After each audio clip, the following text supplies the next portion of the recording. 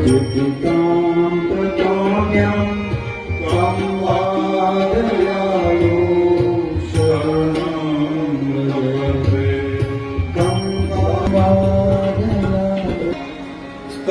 ઝેર લગાવી અને કૃષ્ણને મારવાની ભાવનાથી આવેલી પૂતનાને પણ જો કનૈયાએ સદગતિ આપી હોય,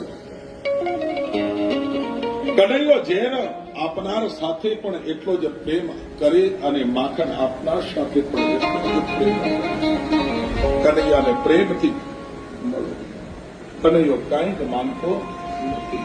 પૂતનાને અપનાવી તો મને શું કનૈયો નહીં અપનાવે? મારા પ્રભુ દયાળુ છે. પૂતનાને પણ યશોદા જેવી ગતિ આપે.